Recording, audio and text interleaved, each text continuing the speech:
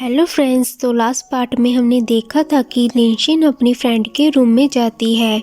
वहाँ पर उसका फियांसे भी होता है।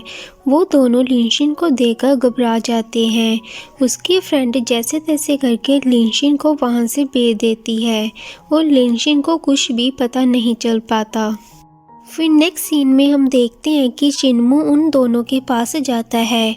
लिनशिन का फियांसे उसे कहता है कि मुझे तुम्हारी सारी सच्चाई पता चल गई है कि तुम असली के बॉडीगार्ड नहीं हो। चिन्मू कहता है कि अगर तुम मेरे बारे में सब कुछ जानते हो तो मैं भी तुम्हारे बारे में सब कुछ जानता हूँ कि तुम्हें सिर्फ लिनशिन की प्रॉपर्टी से मतलब है और कैसे तुम दोनों लिनशिन को चीट कर रहे हो। और जाते जाते ये भी कहता है कि अगर तुम दोनों में से किसी ने भी लिनशिन को हार्म किया तो मुझसे बुरा कोई भी नहीं होगा। फिर चिन्मू एक लॉयर के पास जाता है जो कि लिनशिन के पापा की लॉयर थी। वो कहती है कि मिस्टर लिन को जैसे ही तुम्हारे पापा की डेथ का पता चला तो उन्हें बहुत अफसोस हुआ, इसलिए उन्होंने अपने 51% शेयर तुम्हारे नाम कर दिए थे। एक्चुअली लिनशिन के पापा ने चिन्मू के पापा को बिजनेस में धोखा दिया था, इसलिए जाते जाते उन्हें अपनी गलती का एहसास हो चुका था। घर पर चिन्मू का दोस्त उसे कहता है कि तुम्हें जो चाहिए था वो तुम्हें वापस मिल चुका है, इसलिए अब तुम इस बॉडीगार्ड वाली जॉब को छोड़ दो क्योंकि इसमें तुम्हारी जान को खतरा है। लेकिन चिन्मू लिनशिन को वहाँ इस तरह खतरे में नहीं छोड़ना चाहता था, जिस वजह से उन दोनों के बीच बहस हो जाती है और चिन्मू फिर से लिनशिन के पास चला जाता है। लिनशिन उसे कहती है कि अब तो मुझे तुम्हारे सेंट की भी आदत हो चुकी है और जब तुम मेरे साथ होते हो तो मुझे बहुत प्रोटेक्टिव फील होता है। चिन्मू बस उसकी तरफ देखता ही रहता है। अब नेक्स्ट डे लिनशिन जब बाहर जाती है तो चिन्मू के फ्रेंड ने कुछ गुंडे हायर करे हुए होते हैं लिनशिन को डराने के लिए, लेकिन लिनशिन के फ्रेंड ने उन गुंडों को डबल पैसे दे दिए थे लिनशिन पर हमला करने के लिए और वो खुद इन सब की वीडियो बना रही होती है। जब चिन्मू को इसके बारे में पता चलता है तो वो अपने फ्रेंड पर बहुत गुस्सा होता है और भागते हुए वहाँ पर जाता है और लिनशिन को बचा लेता है। लिनशिन उसे हग कर लेती है क्योंकि वो बहुत डरी हुई होती है। चिन्मू उसे सॉरी कहता है कि मुझे थोड़ी देर हो गई यहाँ पर आने में। चिन्मू फिर से अपने दोस्त के पास जाता है और उसे मारने लगता है, लेकिन तभी उसे पता चलता है कि ये सब तो लिनशिन की फ्रेंड ने करवाया है। चिन्मू उसे कहता है कि मैंने तुम्हें मना किया था ना, लिनशिन को नुकसान मत पहुंचाना। लिनशिन की दोस्त से माफ़ी मांगने लगती है।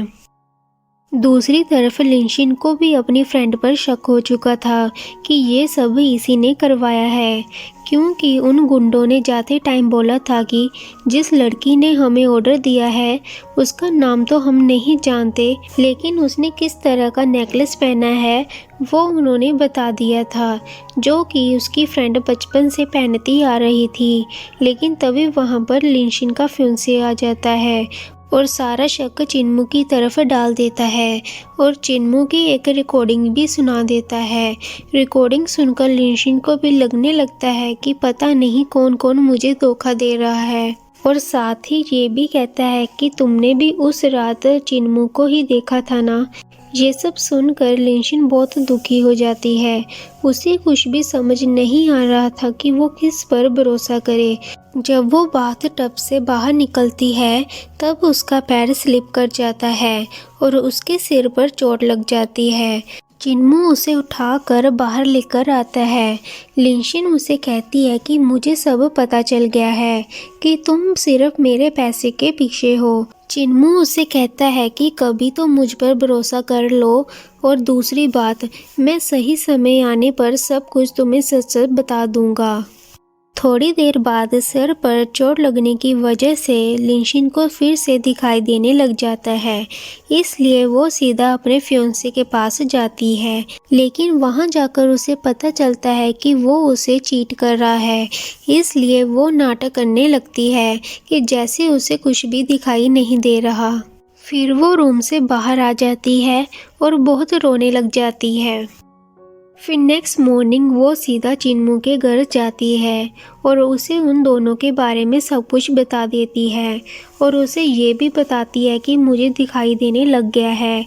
तो ये सुनते ही चिन्मू अपना फेस छुपाने लगता है, लेकिन लिनशिन उसका फेस देख लेती है और कहती है कि तुम तो वही हो जो उस रात मेरे घर पर आए थे। और यहीं पर इस एपिसोड की एंडिंग हो जाती है।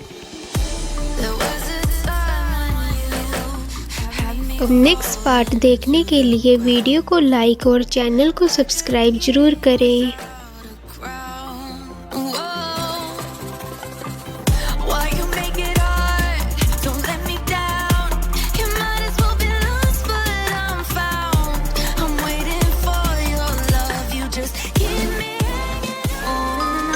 Like, share and subscribe my channel.